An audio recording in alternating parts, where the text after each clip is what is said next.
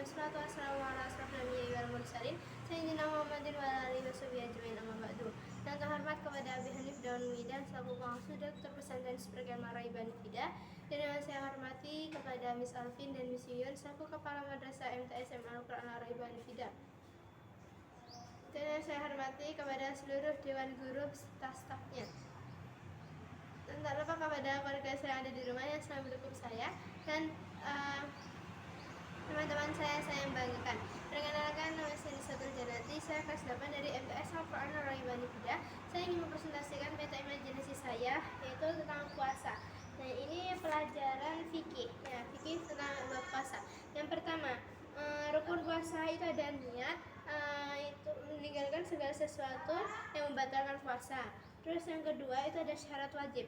Syarat wajib puasa itu ada 6. Yang pertama itu Islam, yang kedua balik, yang ketiga itu berakal, yang keempat mampu, yang kelima suci, dan yang keenam itu menetap. Dan yang ketiga itu ada syarat sah puasa. Syarat sah puasa itu ada 4. Yang pertama Islam, tamyiz. Yang kedua kita tuh puasa tapi itu bukan pada hari yang diharamkan seperti Idul Adha atau seperti Idul Fitri. Nah, dan suci dari haid dan nifas. Dan ini tapi yang kedua itu ada sunnah-sunnah puasa, yaitu sahur meski seteguk. Jadi yang dimaksud sahur hanya seteguk itu kita tuh sahur tapi itu dengan minum air 1 gelas. Nah, itu disunahkan. Dan memperbanyak amal soleh. Jadi kita tuh harus memperbanyak amal soleh, seperti kita tuh menginfakkan rezeki kita yang telah diberikan Allah itu kepada anak yatim, panti asuhan, panti jompo, atau fakir miskin, atau keluarga-keluarga atau orang-orang yang kurang mampu. Dan membatalkan dan ini meninggalkan yang membatalkan nilai puasa. Jadi kita tuh harus meninggalkan hal-hal yang dilarang pada saat puasa, yaitu seperti marah-marah, dan ini sengaja makan, sengaja minum, atau selalu berbuat bohong atau melakukan tipu daya. Itu nggak boleh, karena itu bisa mengurangi dosa-dosa kita pada saat puasa. Dan menyegerakan berbuka setelah berbuka maghrib. Itu yang keempat itu ada iktikaf, dan yang kelima itu ada memberi buka puasa, yaitu memberi buka puasa seperti orang-orang yang kurang mampu, seperti ya kayak anak-anak yang di jembatan itu biasanya kan mereka kan ini buka aja masih susah. Jadi kalau bisa kita tuh ada uang rezeki lebih, kita tuh memberi mereka makanan untuk mereka berbuka agar menambah pahala juga. Kemudian yang ketiga itu ada hikmah berpuasa. Hikmah berpuasa itu ada memelihara kesehatan kita, dan memelihara kita dari hawa nafsu. Seperti contohnya itu memelihara kesehatan. Jadi puasa itu bukan bikin kita sakit gara-gara nggak makan sehari, tapi justru itu menyehatkan tubuh kita.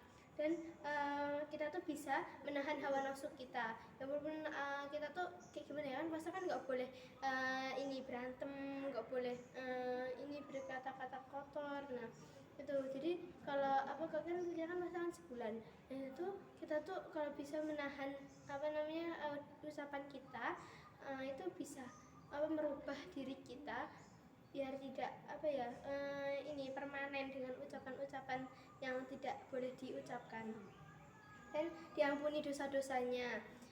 Itu kejujuran dan kedisiplinan, dan mendidik rasa belas kasih. Jadi kita tuh waktu Ramadan itu kita tuh bisa melatih kedisiplinan kita, seperti bangun waktu sahur, bisa sholat tahajud, habis itu jujur. Nah, kalau misalkan nggak boleh bohong ya, jadi kita tuh harus jujur. Nah, itu juga melatih diri kita sendiri, dan membentuk manusia yang bertakwa. Dan puasa itu sebagai benteng ucapan rasa syukur. Oke, yang keempat, yang terakhir itu ada yang membatalkan puasa. Yang pertama itu makan dan minum dengan sengaja, dan kedua bersetubuh, yang ketiga itu keluar air mani atau darah haid, yang keempat itu berubah niat atau dan murtad. Jadi kita tuh kalau murtad itu tuh nggak boleh puasa, haram puasa hukumnya. Ya karena dia bukan bukan lagi agama Islam, dan dia tuh telah berbeda keyakinan. Jadi kita tuh kalau makan dan minum dengan sengaja waktu puasa itu dapat membatalkan dosa kita, tapi kalau nggak disengaja ya berarti tetap bisa lanjut berpuasa. Dan kita juga tuh nggak boleh bersetubuh kalau di waktu puasa, atau dan ini juga kalau puasa itu kalau lagi haid itu biasanya itu nggak boleh puasa. Oke, cukup sekian dari saya. Apabila ada salah kata saya mohon maaf sebesar-besarnya. Saya Yuri Wabillahi Taufiq wal Hidayah. Wassalamualaikum warahmatullahi wabarakatuh.